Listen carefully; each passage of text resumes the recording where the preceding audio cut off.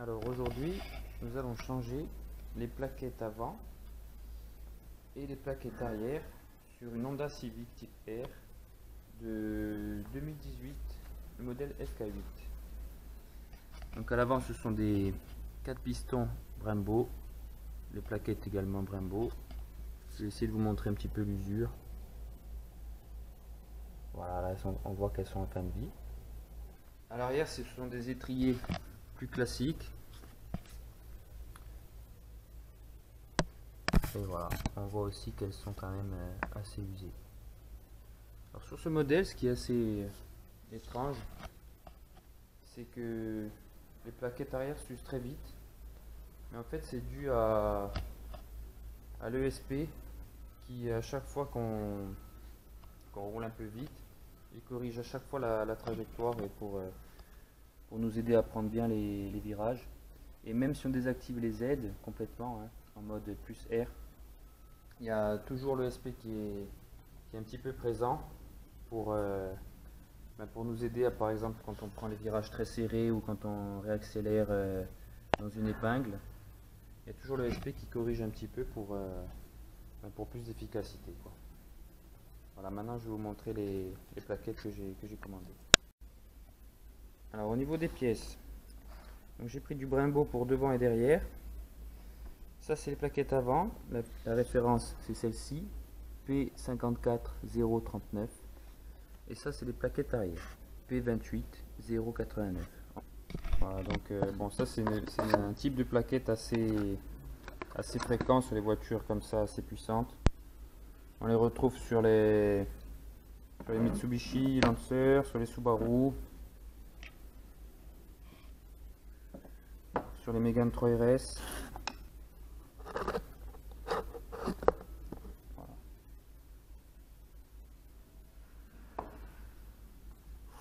La différence. Alors pour accéder aux plaquettes, sur les 4 pistons, c'est vraiment très facile. En fait, ce qu'il faut faire, c'est qu'il faut enlever là ces espèces de goupilles avec un pointeau là et là, et retirer par ici, clac, et là. Ensuite ça, la partie métallique là va basculer ou va pouvoir s'enlever, et après on fait levier doucement avec les mains comme ça, avec les plaquettes droite gauche droite gauche droite gauche, et ensuite on va pouvoir du coup enlever les plaquettes et repousser les pistons vraiment très facilement. Petit conseil, moi ce que je fais, c'est que j'ouvre toujours le bocal de liquide de frein. Voilà, comme ça me permet d'évacuer la pression au niveau des pistons plus facilement. Je vous conseille de prendre un kit comme ça de chasse-pointe. En fait, c'est vraiment pratique. Là aujourd'hui on va utiliser celui-ci, voilà, le rond. Je vous montre qu'il s'adapte parfaitement. Voilà, là on va pouvoir taper tranquille sans abîmer la peinture.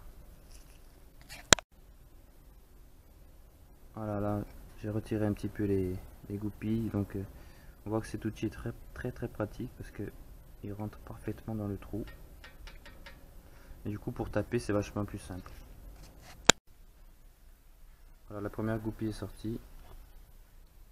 Voilà, ça c'est propre. Voilà, nettoyer un petit peu. Et on va sortir la deuxième. Et après on sortira les plaquettes. Donc là, bien se souvenir du sens de cette pièce, ça va comme ça. Et pas l'inverse. Comme ceci, voilà.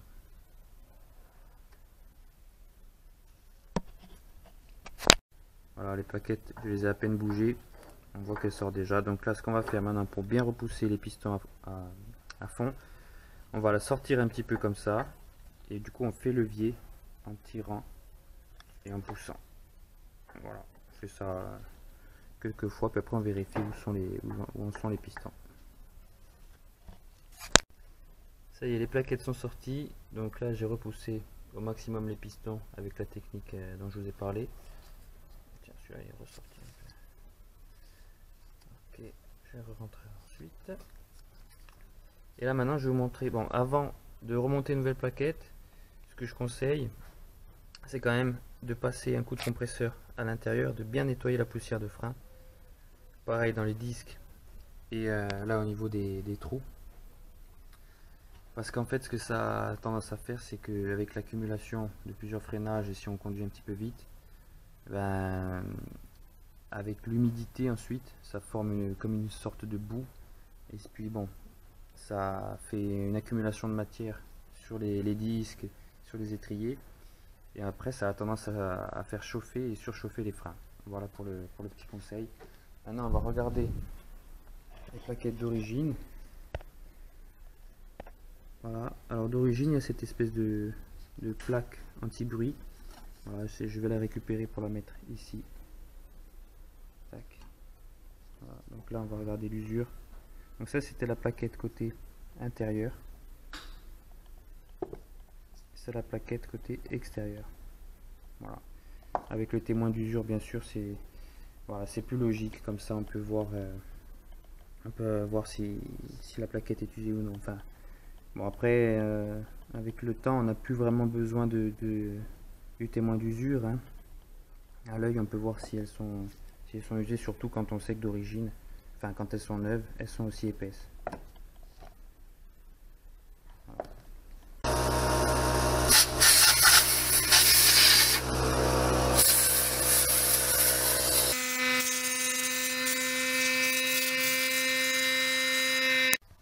Voilà, tout a été nettoyé, donc au compresseur comme j'ai déjà dit.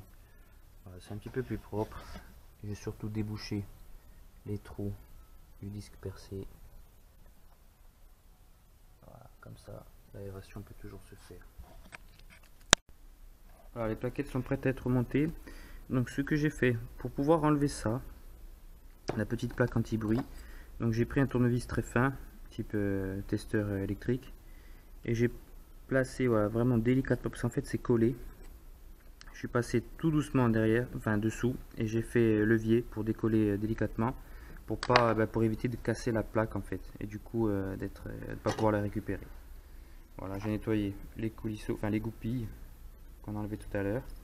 Donc là, ce que je vais faire maintenant, c'est que je vais passer un petit coup de papier de verre, voilà, un petit coup vite fait sur la plaquette, sur les plaquettes neuves, et puis je vais remonter. Voilà, je suis presque à la fin du remontage. Donc bon, avec les petites plaques en plus, c'est un petit peu plus pénible pour rentrer les plaquettes. Mais bon, voilà, ça se fait quand même, ça force un petit peu plus.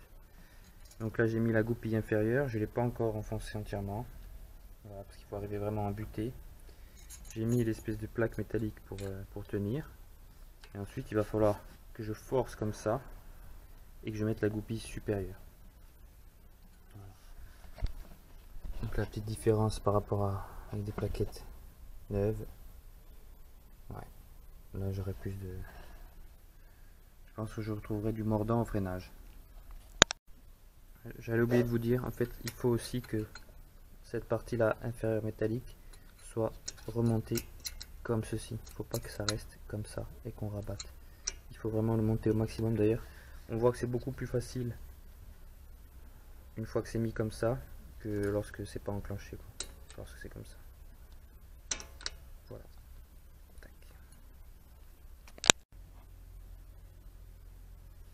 Voilà, une nouvelle plaquette se remontée. Je vous mets un petit peu d'éclairage. Donc voilà, tout est bien ajusté. Les goupilles, la plaque métallique. Et puis aussi les petites plaques anti-vibration, anti-bruit. Voilà, donc là maintenant je remonte la jante et puis je passe à l'autre côté. Bon, je vais pas filmer l'autre côté parce que c'est exactement la même chose et je filmerai pas le remontage. Donc la vidéo ensuite elle passera aux plaquettes arrière directement. Ça y est, j'ai fait l'autre côté. Donc là, ce qu'on peut voir, c'est le niveau du liquide de frein qui est un petit peu remonté par rapport à tout à l'heure. Donc là maintenant, ce que je vais faire, c'est que je vais appuyer sur la pédale de frein et après on va re-regarder le niveau. Donc là c'est un peu mou, c'est normal.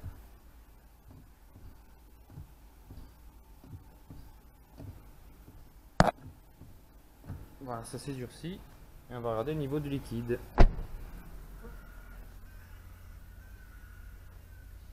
Voilà, il est légèrement descendu. Ok, impeccable. On va pouvoir passer aux plaquettes arrière maintenant. Alors maintenant qu'on va faire les plaquettes arrière, donc on va désactiver le frein à main électrique.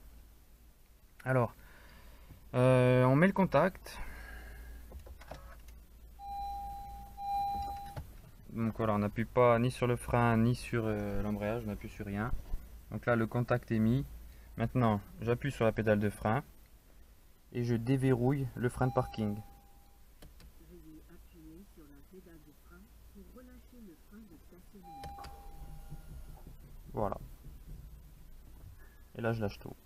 Et maintenant, je coupe le contact. Petit détail que j'ai oublié de vous dire. Avant de pomper, là on est toujours sur les plaquettes avant, hein. Donc avant de pomper sur la pédale de frein, on ferme le bocal de liquide de frein, on pompe, et maintenant qu'on va passer aux plaquettes arrière, on va réouvrir le bocal de liquide de frein, et ensuite on met une vitesse pour caler le véhicule, quoi, tout simplement. Voilà. Voilà la partie arrière de la Civic. Donc système différent par rapport à l'avant, parce qu'on est sur un système type étrier flottant, alors que devant c'est des 4 pistons. Mais, ouais, là on peut vraiment bien voir qu'il reste quasiment rien en épaisseur de plaquettes. C'est un truc de fou comme cette voiture use les plaquettes arrière. Donc là c'est le moteur du frein à main électrique. Alors là, pour démonter ça va être facile. Il y a juste à enlever ici les cabochons là en plastique, supérieur et inférieur. Tac.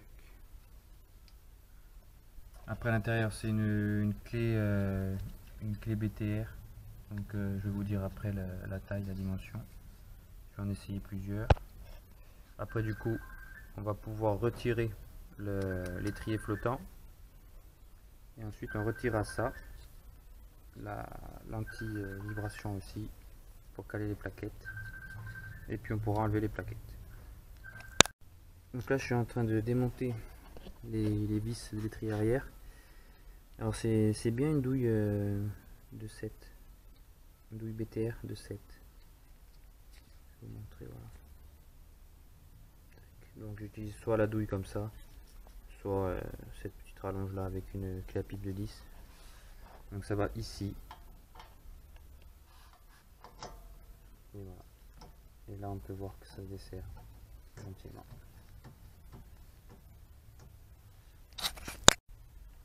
Donc là je viens d'enlever le ressort là. Ça, j'ai tiré avec une pince multiprise et c'est venu tout seul. Donc il va bien comme ça. Voilà. Et on voit que si on le met dans les trous là, et ben ça le met sous tension en fait. Comme ça. Tac. Voilà. Donc là, plus qu'à retirer. Donc c'est bien ce sens là, hein, comme ceci. Donc là, plus qu'à finir de retirer les vis. Et après je vais pouvoir retirer l'étrier flottant. J'ai déposé l'étrier. Donc ce que j'ai fait, c'est que je l'ai posé délicatement là entre l'amortisseur et le bras de suspension. Voilà, comme ça. J'ai veillé à pas faire de coude ou de pliure sur les durites et sur les prises. Donc là ça va. Maintenant on va pouvoir regarder les plaquettes.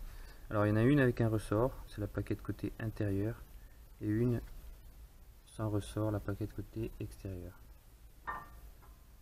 Voilà, on voit bien qu'elles sont vraiment usées de chez usé. Hein. J'arrivais au témoin d'usure en fait. Hein. On va voir le côté intérieur. Côté intérieur un petit peu moins usé. Bon, ok. Ah tiens, c'est pas du Honda, ils mettent du ATE dans l'arrière. Ils mettent pas du Brembo. Bon, je pense pas que ça aura une grosse différence. Là on voit bien le témoin d'usure, j'ai été assez proche quand même. Ok. Bon, bah, ce que je vais faire, c'est que je vais je vais faire un petit coup de nettoyage au compresseur. Et ensuite je vais remonter une nouvelle plaquette. Là, on va faire la comparaison avec les vieilles plaquettes et les nouvelles. Enfin, surtout la différence d'usure quoi. Donc là. Et puis la nouvelle. Ouais, ça n'a rien à voir. Regardez toute la garniture, la différence qu'il y a entre la vieille et la nouvelle. Après au niveau des dimensions, c'est exactement les mêmes. Voilà, quand on les superpose, c'est exactement pareil. Voilà, donc c'est bon. C'est bien les bonnes plaquettes. Là juste, on va peut-être, ouais, voilà, ce que je vais faire, c'est que je vais prendre l'autre plaquette, comme ça j'ai le témoin d'usure au même niveau, au même endroit, et puis ça change rien comme ça. Voilà. Allez. Donc alors, moi ce qui m'embêtait sur cette voiture, c'était en fait la présence de ce moteur électrique pour activer le frein à main. Donc je savais pas s'il fallait le démonter, s'il fallait aller en concession, s'il fallait ensuite brancher l'ordinateur sur la voiture pour la mettre en mode, je sais pas moi, entretien ou changement des plaquettes arrière. Donc j'ai posé la question à plusieurs membres du groupe de la page Facebook, en fait c'est Honda Civic Type R France. Et donc certains m'ont dit que ils avaient repoussé les pistons avec un repousse-piston classique et ça avait marché, il n'y avait eu aucun défaut. Et ensuite, lorsqu'ils avaient réactivé le frein à main électrique, il y avait eu un auto-apprentissage, donc que ça ne posait pas de problème en fait de faire la procédure comme si c'était un frein à main à câble classique. Donc pour ça, il faut les outils suivants. Donc ce qu'on appelle des repousse-pistons. Donc on peut trouver ces kits là sur internet pour pas trop cher. Alors sur cet étrier, on va utiliser celle-ci. Voilà.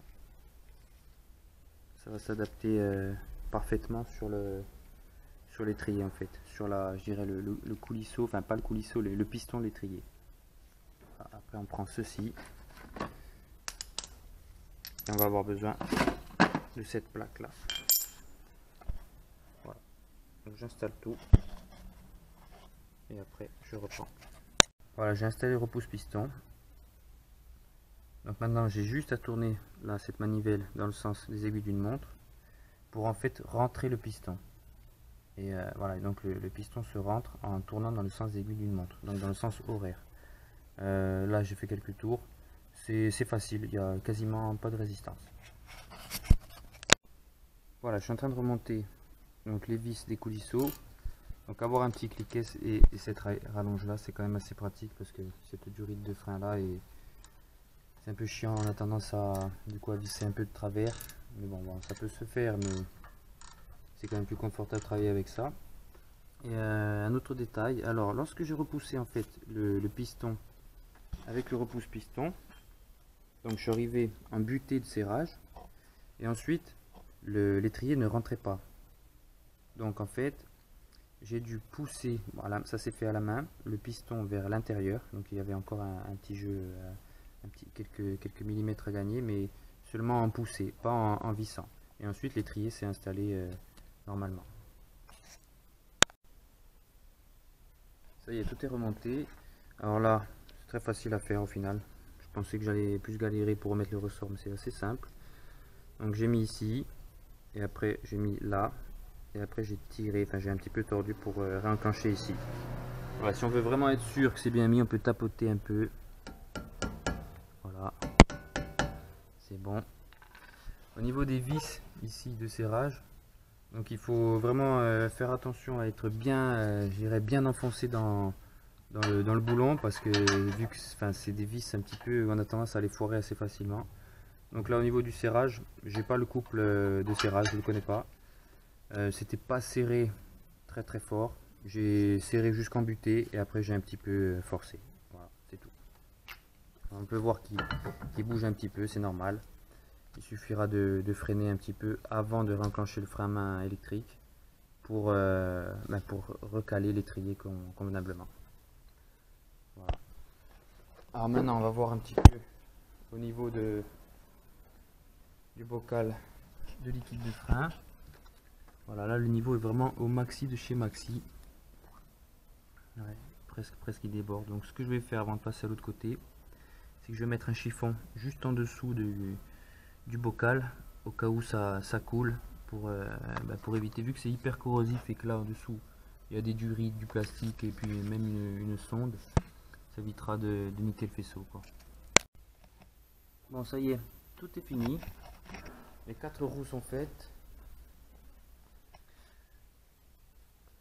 Là maintenant on va vérifier le niveau, donc on voit qu'il est au max, même au-dessus du max. Donc ce que je vais faire, c'est qu'après avoir démarré et après avoir pompé sur la pédale, on va, s'il ne descend pas en dessous du max, je vais en retirer un tout petit peu, histoire d'être en dessous du maximum, pour pas que si je roule un peu fort ou si le système chauffe, pour pas que ça déborde partout. Allez, maintenant on va démarrer et puis on va tester ce frein à main électrique.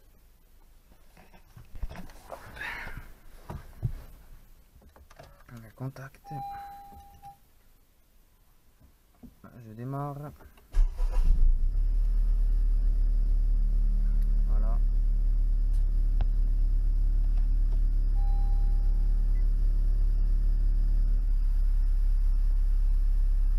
Donc là je suis au point mort, j'ai pas le frein à main. Donc on va pomper un petit peu sur la pédale pour mettre les plaquettes en place. Je fais un petit test, j'avance un peu. Je freine, ok, c'est bon. Marche arrière. Je freine, c'est bon, c'est ok. Maintenant le frein à main. Donc je tire la gâchette. Voilà, ça c'est mis. On voit le petit signal au tableau de bord. Et maintenant je vais enlever le frein à main électrique. Donc pour ça je freine. Et j'appuie sur le bouton vers le bas. Et voilà, pas de souci pour avancer. Et là si je mets le frein à main et que je veux par exemple avancer,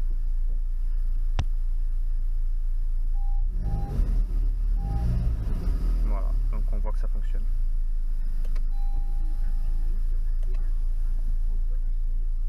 C'est bon. Maintenant on va aller faire un petit essai puis roder les plaquettes.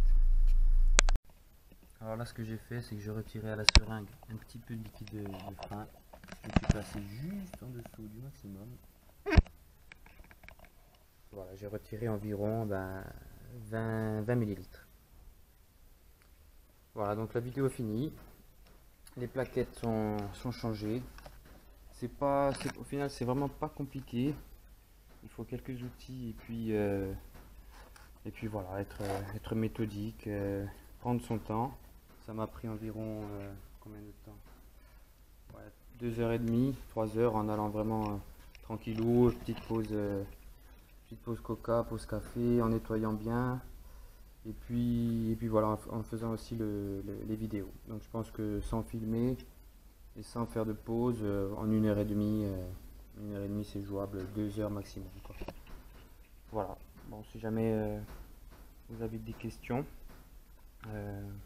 ou s'il y a des choses qui vous ont paru peut-être aberrantes ou des choses inutiles dans la vidéo, ou enfin je sais pas moi, des petites corrections à ajouter ou à me signaler, ça peut toujours être intéressant.